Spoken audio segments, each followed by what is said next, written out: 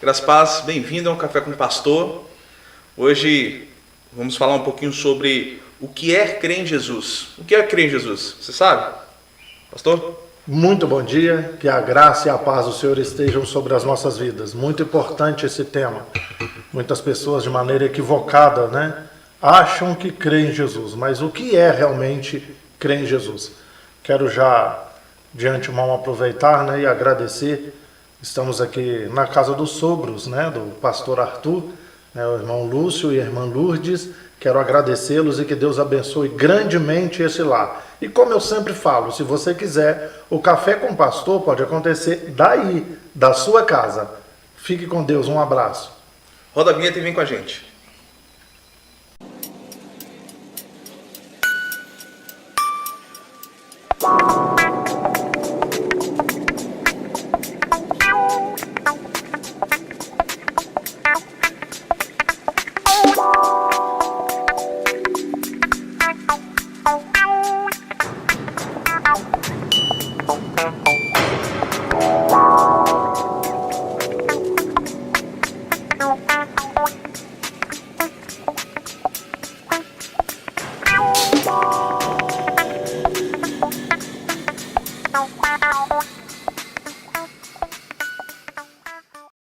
Bem, pastor, fiz uma série de perguntas relacionadas ao que é crer em Jesus, Porque a gente acha que simplesmente o fato de crer em Jesus e a gente vai ser salvo, E às vezes alguns pastores até utilizam aquela passagem, Crê, será salvo tu e tua casa, Para dizer que simplesmente isso basta para salvação. Eu vou começar com a pergunta seguinte, pastor. A salvação, ela é condicionada em somente crer em Jesus e basta? Porque eu falo isso porque até os demônios creem. Se fosse assim, logicamente, os demônios também tinham que ser salvos, Eles têm até, inclusive, a certeza de que existe, não só crer, Ok. Nós temos aqui um paradoxo. O paradoxo são duas verdades que se opõem. São duas verdades. Não é uma mentira contra uma verdade. São duas verdades que se opõem. Para a salvação, basta crer. Somente isso. Eu preciso crer em Jesus e me arrepender dos meus pecados. Simplesmente isso. Eu creio em Jesus e me arrependo da vida que eu levava e quero uma nova vida, uma vida dentro dos moldes propostos por Cristo, é o que eu preciso para ser salvo. A igreja foi inaugurada no dia de Pentecostes, a igreja de Jesus Cristo, e estavam 120 pessoas numa sala. De repente veio um som como de um vento impetuoso, encheu toda aquela casa, e essas 120 pessoas começaram a falar em línguas, na língua das pessoas dos países que estavam ali à volta, porque era um evento turístico, um evento religioso para Israel, mas turístico para o mundo. Então, e eles começaram a dizer: esse pessoal está embriagado, que cada um falando numa língua e tal, o pessoal está embriagado. Pedro então abre a porta e ele começa a fazer um discurso. Foi a primeira pregação do Evangelho. Foi Pedro, começa a fazer um discurso ali. E o texto diz que eles compungiram-se no seu coração e perguntaram para aquelas pessoas, que estavam naquele cenáculo: então o que faremos, varões e irmãos? Pedro diz assim: crê no Senhor Jesus e arrependam-se dos seus pecados. Então vocês vão receber o dom do Espírito Santo. Esse é o resumo. O que é a salvação? Crer em Jesus e arrepender dos pecados. Mas aí você cita, que até o diabo crê e estremece. Isso vai estar em Tiago capítulo 2, quando ele fala que a fé sem obras é morta. A fé sem obras é morta. Então, o que é crer em Jesus? Eu creio que ele é o Filho de Deus. Eu creio que ele foi enviado ao mundo. Eu creio que ele veio em carne. Eu creio que ele morreu no meu lugar. Morreu para me salvar. Eu creio que ele ressuscitou. Eu creio que um dia ele vai voltar para estabelecer de maneira completa o seu reino. Eu creio tudo isso. Mas o crer também é praticar os ensinamentos dele. Como que eu digo que eu creio e não pratico?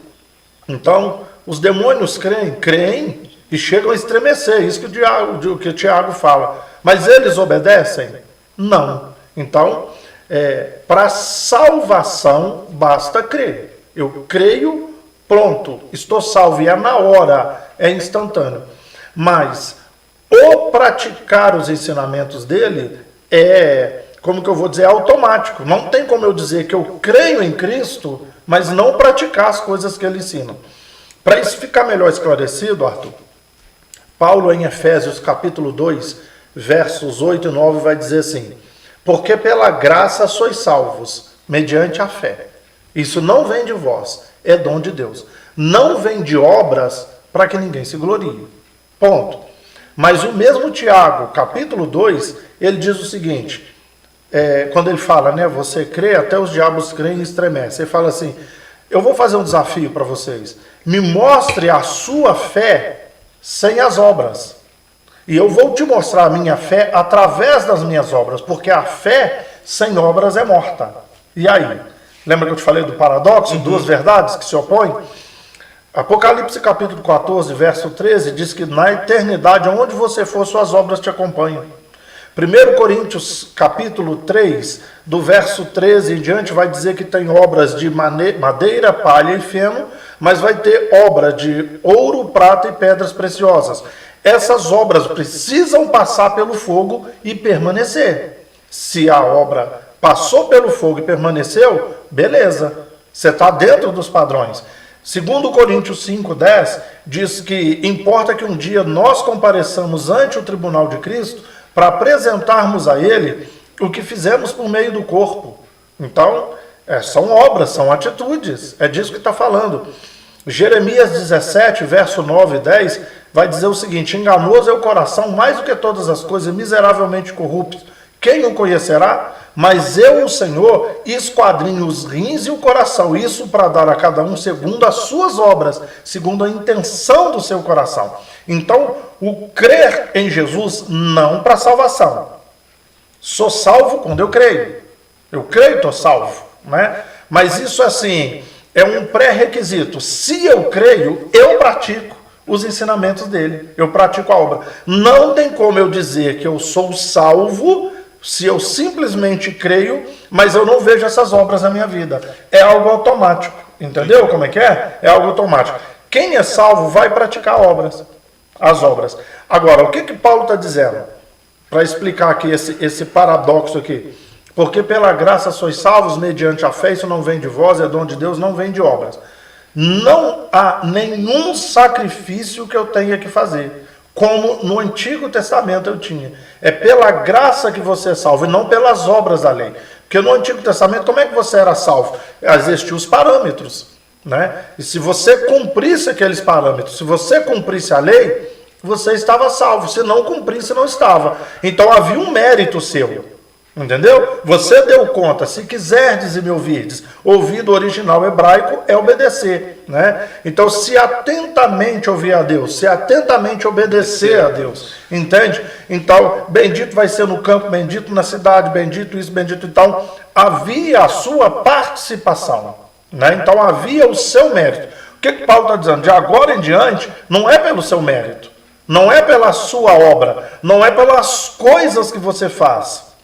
Entende? Não é pelo ritual judaico, não é pela Torá, pela lei, os 613 mandamentos que você vai ser salvo. Você vai ser salvo pela fé. Agora, o que o Tiago está falando? Quando ele diz assim, mostra-me a sua fé sem obra, e eu vou te mostrar a minha fé através das minhas obras, é isso que ele está falando. Então, se você é salvo, espera-se de você obras, espera-se atitude. Não tem como eu dizer que sou salvo se eu não pratico aquilo que Jesus ensinou. E são muitas coisas. E aí, para resumir, né, para você não ficar maluco, eu já considero um crente perfeito. Para mim, você é um crente perfeito se você conseguir praticar 12 versículos apenas. Mateus capítulo 5, de 1 a 12. O início do Sermão da Montanha.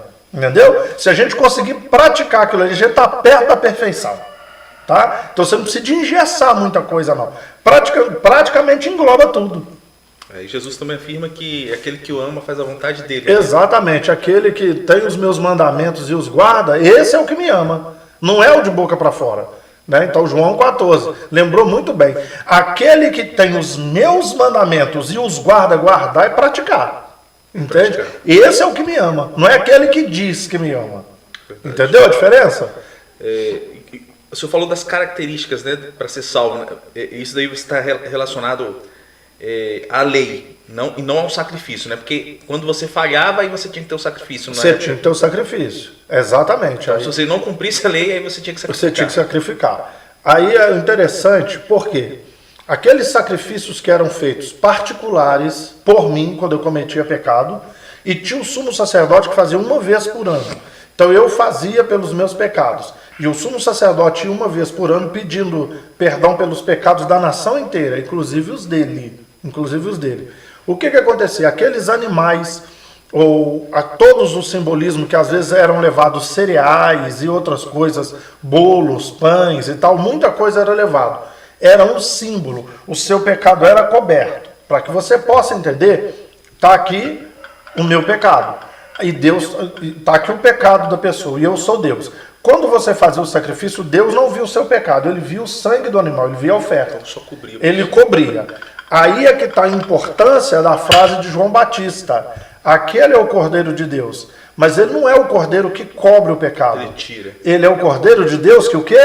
Tira o pecado do mundo. E esse Olha é o presente, né? O verbo está no presente.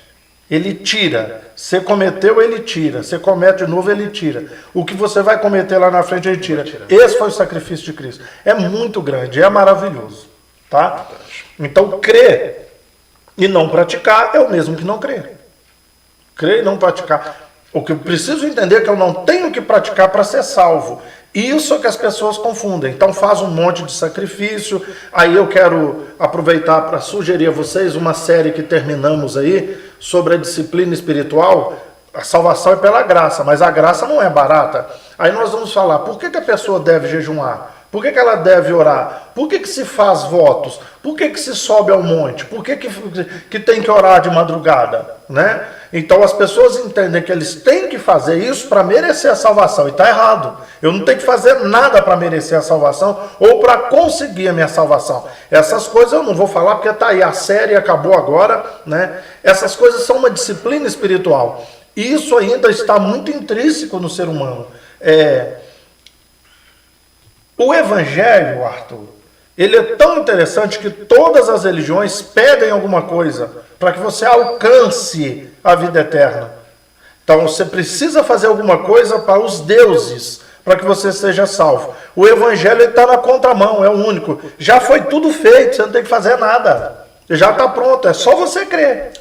Entende? Agora, característica, se eu creio, eu pratico algumas coisas, mas não para ser salvo, porque eu já sou salvo. Muito bom, pastor. Isso é muito grande. Você entrou na parte religiosa, né? O cristianismo está aí. E aí eu vou entrar numa pergunta aqui, inclusive que você prega, você ensina, né? No seu curso de teologia, e já falou também nos cultos, que existem várias características de uma seita, né? Uma das principais características da seita é deter o monopólio da salvação. Você acha que isso se aplica ao cristianismo atual? Ele tem se tornado uma seita mesmo? Totalmente. Vamos entender primeiro o que é uma seita. Existe uma religião. Existe uma religião. Não interessa qual religião. Se existem correntes divergentes dentro dessa religião, então existe uma religião, existe o seu manual de regra e de fé. Entende? Mas dentro daquela religião existem divergências, um crê de um jeito, outro crê do outro, aquilo é uma seita. Por exemplo, vamos pegar o judaísmo. Existem as seitas dentro do judaísmo. Vamos lá.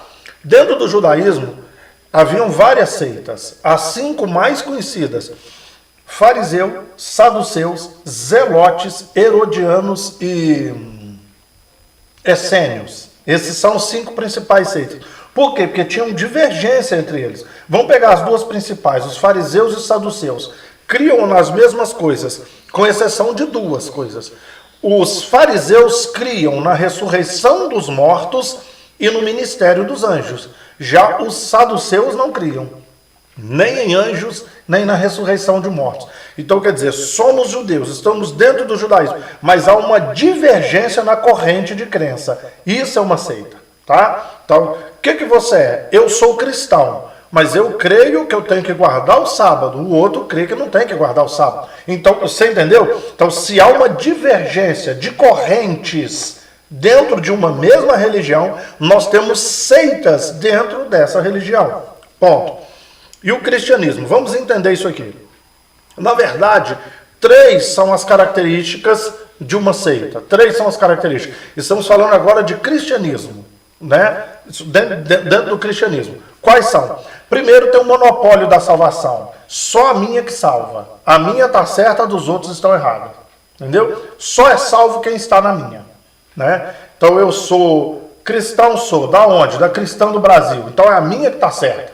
E você fala, não, o que está certo é a minha, porque eu sou da Assembleia de Deus. Então, primeiro, tem o monopólio da salvação. Né? Nós temos aí, eu não vou ficar citando aqui para não ser antiético, mas nós temos segmentos dentro do cristianismo que fala assim, a minha igreja é a obra de Deus, as outras é só um movimento, são só um movimento. Aí pergunta, Pai do Senhor, irmão, Pai do Senhor, você é da obra? Quando ele pergunta se você é da obra, ele está perguntando se você é da igreja dele, da denominação dele. Então, porque se você não for da denominação dele, você não é da obra, você é do movimento. Entendeu? Então, primeira coisa, ele tem um monopólio da salvação. Um monopólio, só a minha que salva. Segunda coisa, eles torcem a Bíblia. Né? Então, vão pegar textos da Bíblia e vão distorcer esses textos. Né? Então, ensinam de maneira torcida. Terceira característica, as seitas do cristianismo, todas elas surgiram, não só do cristianismo, né? Várias outras seitas, em cima de uma revelação, de uma profecia ou de uma visão. Né? As seitas surgem em cima de uma revelação, de uma profecia, de uma revelação. Então vamos entender algo aqui. O evangelho que foi deixado por Jesus, ele foi vivido completamente do jeito que Jesus deixou até o ano 312. Até o século IV, o ano 312. Até o ano 312, o que Jesus e os apóstolos ensinaram foi vivido. A partir do ano 312, quando Constantino, o imperador romano, declara que o cristianismo é a religião oficial do império e obrigou a todas as pessoas de todos os países do império virem para o cristianismo, o que eles fizeram? Eles vieram, mas trouxeram as suas crenças, as suas culturas, né, trouxeram seus costumes para dentro da igreja. Então, a partir do ano 313, já não é mais o evangelho puro. Tá? Então, muitas coisas que as pessoas... Esse é um dos objetivos do Café com o Pastor, do Pastor Responde, dos vários programas que nós temos aí.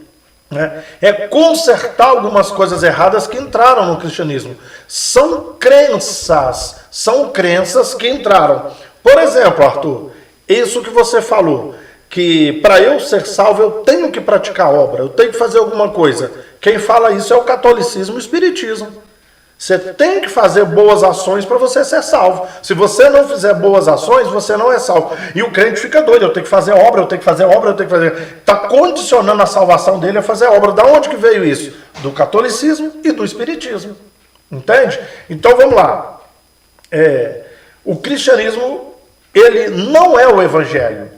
O cristianismo ele veio até o ano 312. Perdão, o evangelho. Do 313 para cá é o cristianismo. Entrou muita coisa errada. Muita coisa. Eu digo para você que não tem no mundo 2% de pessoas vivendo o evangelho. E aí, mas e as 3 características? Vamos ver? Constantino, gente, antes dele declarar o cristianismo como religião do império, ele tinha uma batalha, ele tinha uma guerra. E ele estava com medo de perder aquela batalha. Na noite, ele teve uma visão de uma cruz. E ele ouviu uma voz dizendo assim, com isso aqui você vencerá a guerra.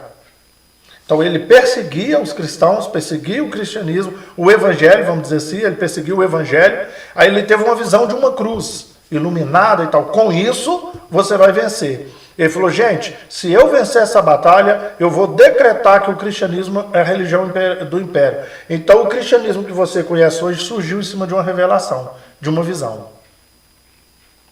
Já faz parte da seita, ok? Torcem a Bíblia. Porque você que está comigo o quê? 3 anos? 4 anos? 4 anos. Não tem muita coisa que você havia aprendido de maneira torcida? Sim. Então torcem a Bíblia. E outra coisa, os evangélicos não falam que é só os crentes que vão ser salvos? Olha o monopólio da salvação. Você conseguiu ver as 3 características de uma seita no cristianismo? Sim. Então, tem um monopólio. Fala com um crente que um católico vai ser salvo, é perigoso ele te bater. Entendeu? Se fala com um evangélico que um testemunha de Jeová vai ser salvo, ele vai te matar. Não é verdade? Não. Então ele tem um monopólio da salvação. Torce a palavra e também surgiu em cima de uma revelação as 3 características de uma seita. Então eu sinto muito do que nós estamos vivendo hoje, não é o evangelho, é o cristianismo.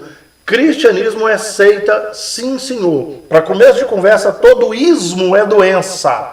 Todo ismo é doença. Por isso você não pode mais falar homossexualismo, você tem que falar homossexualidade. Porque o cara não é doente, entendeu? Então, islamismo, budismo, machismo, feminismo, cristianismo, tudo é doença. Tudo é neurose. Entendeu? Tudo é seita. Então nós temos que seguir a palavra. Temos que seguir o evangelho. Temos que seguir Jesus Cristo e os apóstolos. Em algumas questões, nem os apóstolos temos que seguir. Entre o que um apóstolo fala e o que Jesus fala, nós temos que ficar com Jesus. Tem que conhecer bem a palavra. Tem que conhecer bem a palavra. Entende? Verdade. Isso daí, você falando, né, talvez... onde é que eu aprendi algo distorcido? Dá um exemplo para as pessoas que estão ouvindo agora, né, que a gente fala assim, eu sei que eu aprendi porque eu estou com o pastor já há 4 anos e eu sei a quantidade de coisas que eu aprendi distorcida. Vamos dar um exemplo, por exemplo. Eu vou dar 2 exemplos pequenos. Um você já citou ele hoje. Atos 16, 31. Crê no Senhor Jesus e será salvo tu e a tua casa.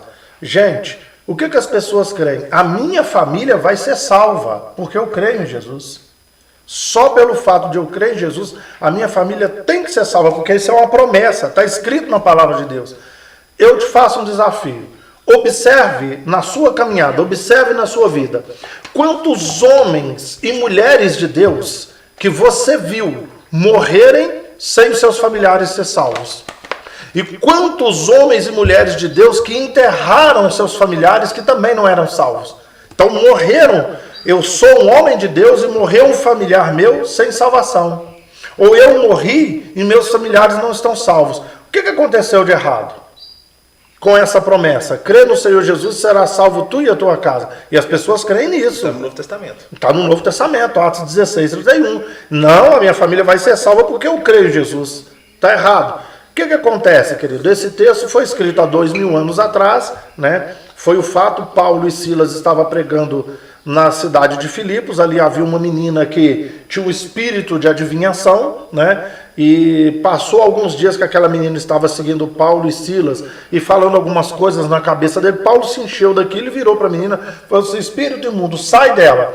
O espírito saiu. Só que aquela menina, com esse espírito de adivinhação, ela dava lucros para a cidade.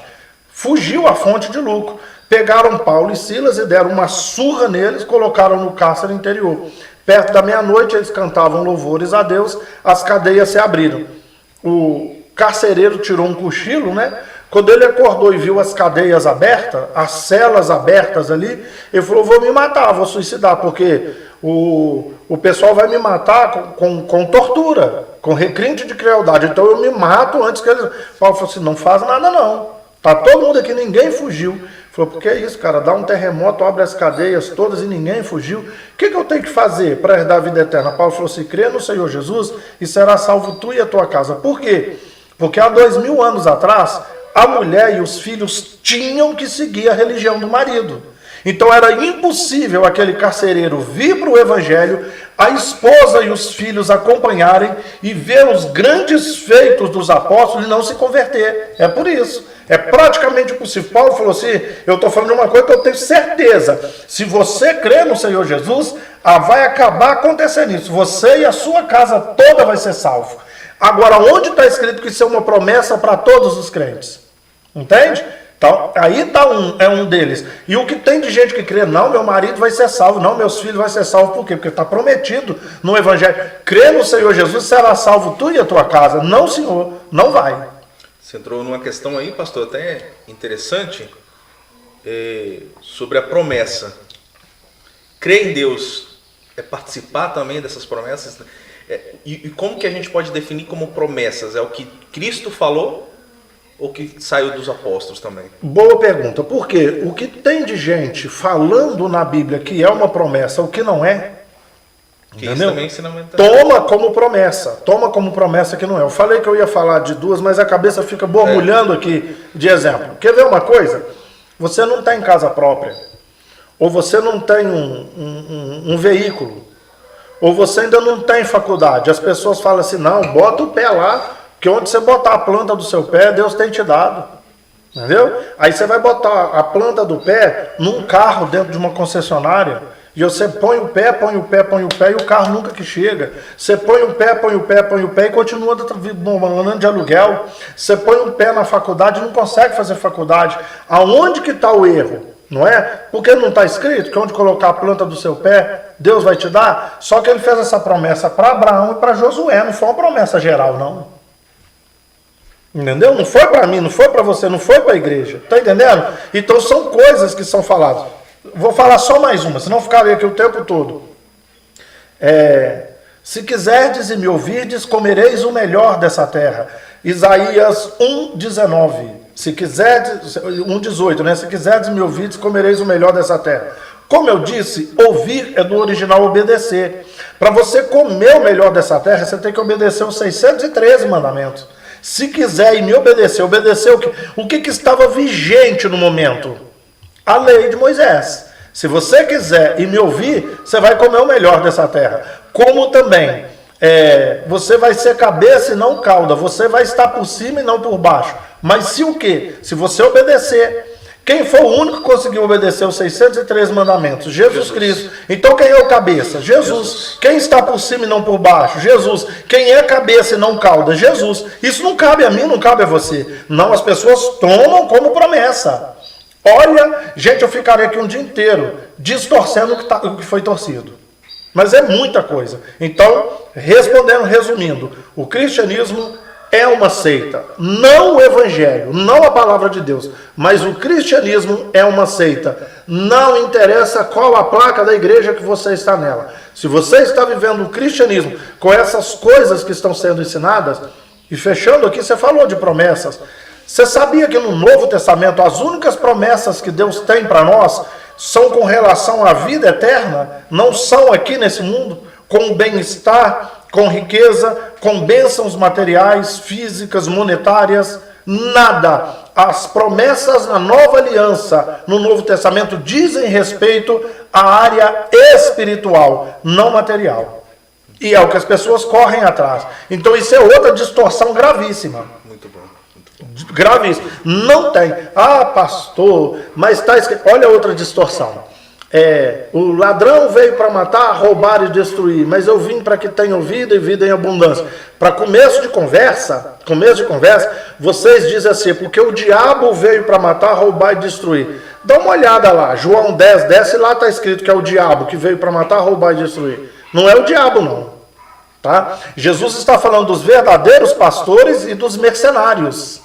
Ele está falando, eu vou te dar uma característica daquele que não é pastor, daquele que é mercenário. Ele veio para matar, roubar e destruir. Não é o que os pastores fazem hoje? Ele não está falando do diabo, não. O coitado está levando a culpa de algo que ele não tem culpa. Esse versículo não está falando nada do diabo. O que Jesus está falando é dos bons pastores e dos maus pastores. O que é ladrão, ele veio para matar, roubar e destruir. Agora, quando Jesus fala assim, eu vim para que vocês tenham vida e vida em abundância, no grego que foi escrito no Novo Testamento, tem duas palavras para vida, tá? Uma delas é psique, que significa alma e vida, tá? E outra é zoe. Zoe é vida eterna. João 10 está falando de zoe, tá? Então, se a gente fosse traduzir ao pé da letra, o ladrão veio para matar, roubar e destruir, e eu vim para que vocês tenham vida eterna. Não tem nada a ver com vida abundante aqui. Estão vendo aí algumas distorções? Resumindo, cristianismo é uma seita. Muito bom, pastor. Chegamos no fim já, estourou a hora, primeiro programa. Primeiro programa já estourou. Já tem outras perguntas aqui, a gente vai longe aí, viu? Isso aí, gente. Então, nessa série agora, você crê em Jesus? O que a gente quer despertar? Será que a crença que eu tenho é uma crença racional, bíblica, cristocêntrica, ou é uma crença alienada? Esse é o nosso objetivo. Então continue com a gente, não perca o próximo programa. No próximo domingo estaremos aqui. É só o começo. Você realmente crê em Jesus? E eu quero sempre aproveitar essa oportunidade. Já se inscreveu no nosso canal? Deixe também os seus likes. Sempre que você receber conteúdos nossos, deixe os seus comentários. É muito importante os seus comentários para a gente. E como eu sempre falo, nos comentários você pode deixar dúvidas, perguntas e sugestões para os próximos programas aí. Ative o sininho e compartilhe os nossos conteúdos com seus contatos. Isso é muito importante para a gente. Então, eu te aguardo no próximo domingo com essa série. Você realmente crê em Jesus? Então, um abraço forte, um beijo no seu coração. Fique com Deus. Graça e paz, até o próximo programa.